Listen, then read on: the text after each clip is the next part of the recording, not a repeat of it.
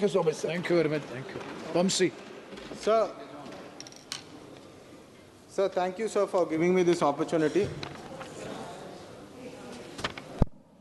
Sir, thank you, sir, for giving me this opportunity. It's a very important issue that we need to raise. Sir, 1969 కెళ్ళి ఏదైతే Telangana agitation నడిచిందో అప్పుడు కాకా వెంకటస్వామి గారు కూడా bullet గాయాలను కూడా లెక్క చేయకుండా అనేక మంది తెలంగాణ కోసం కొట్లాడతామని చెప్పి తెలంగాణ నీళ్లు నిధులు నియామకాలు ఏదైతే మాకు అన్యాయం జరుగుతుందని ఏదైతే విషయం ఉండేనో సార్ దాని మీద కంకణం కట్టుకొని తెలంగాణ యువతకు న్యాయం చేయాలని చెప్పి ఏదైతే తెలంగాణ కోసం కొట్లాడినామో సార్ ఈ రోజుటి వరకు ఏదైతే రీఆర్గనైజేషన్ యాక్ట్లా మాకు ఏదైతే ప్రామిసులు చేసినారో దాని మీద అన్యాయం జరుగుతూనే ఉన్నదని చెప్పి ఈరోజు నేను చెప్పదలుచుకుంటున్నా సార్. ఉదాహరణకి నీళ్ళ గురించి వస్తే Krishna river management Godavari river management ఏదైతే ఇప్పుడు బంకచెర్ల ప్రాజెక్ట్ కడుతున్నారో సార్ దాదాపు 1,00,000 కోట్ల రూపాయలు ఆ ప్రాజెక్టు కేటాయిస్తున్నారు. ఆ ప్రాజెక్ట్ కానీ వస్తే దాదాపు 200 TMCs తెలంగాణకి హక్కు ప్రకారం ఏదైతే నీళ్లు రావాల్సిందో అది డైవర్ట్ అయిపోతుంది సార్. నార్త్ తెలంగాణ ప్రాంతం నేను ఎక్కడికి వస్తానో పెద్దపల్లి నార్త్ తెలంగాణ ఏరియా మొత్తము డ్రౌట్ ప్రోన్ అవుతుంది సార్. ఈ విషయాన్ని నేను రికార్డులో పెట్టదలుచుకుంటున్నా సార్.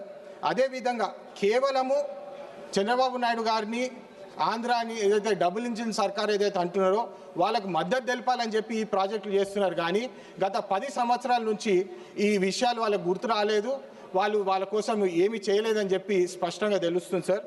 మీరు ఎయిర్పోర్ట్స్ కోసం వస్తే రామ్మోహన్ నాయుడు గారు కూడా ఉన్నారు. ఎయిర్పోర్ట్స్ కూడా ఆంధ్రప్రదేశ్కి దాదాపు 7 నుంచి 9 ఎయిర్పోర్ట్లు ఉన్నాయి సార్. కానీ తెలంగాణలో కేవలం ఒక ఎయిర్పోర్ట్ ఉన్నది సార్. ఈ విషయం మీద కూడా మీరు అందరు గమనించాలి. ఎందుకు తెలంగాణకి ఇట్లా అన్యాయం చేస్తున్నారు?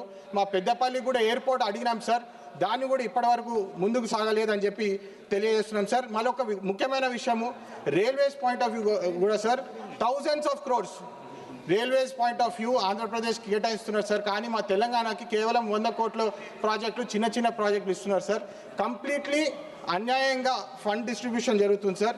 మళ్ళీ పోలవరం ప్రాజెక్టు కట్టిన తర్వాత బ్యాక్ వాటర్ ఇష్యూస్ మా దగ్గర finishing sir. Back water issues దాదాపు 2 లక్షల మందికి కొత్తగూడెంలో భద్రాచలంలో బ్యాక్ వాటర్ ఇష్యూస్ వలన వాళ్ళ జీవితాలే డేంజర్లు ఉన్నాయి సార్. ఇమ్మీడియట్గా అక్కడ మాకు ఒక కరకట్ట కట్టి వాళ్ళకి కొంచెం సేఫ్టీ ఇవ్వాలి సార్. మళ్ళీ ఇప్పుడే చెప్పినట్టు బయారం స్టీల్ ఫ్యాక్టరీ ఇంకా పెండింగ్ ఉన్నది సార్. ఆంధ్ర నుంచి పవర్ బిల్స్ దాదాపు 20,000 కోట్ల రూపాయల పవర్ బిల్లు ఇప్పటికి కూడా తెలంగాణకు బకాయి ఉన్నది సార్. అది ఇమ్మీడియట్గా వారు రిలీజ్ చేయాలా. RFCL యూరియా క్రైసిస్ తెలంగాణకు వస్తుంది కానీ ఆంధ్రాకు వస్తలేదు సార్. తెలంగాణ రైతాంగానికి నష్టం జరుగుతుందని చెప్పి రికార్డు మీద చెప్పాలి sir. I'm just finishing sir. Industrial last point sir, industrial corridor ఇంకా లేటెస్ట్గా సెమీకండక్టర్ ఫెసిలిటీ ఏదైతే మాకు గ్రాంట్ చేసిండ్రో అది కూడా జై హింద్ జై Telangana. Shri Bajrang Sumen. Bajrang Suni. Thank you.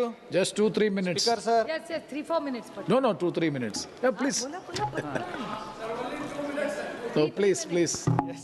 We have to finish it by 2 o'clock.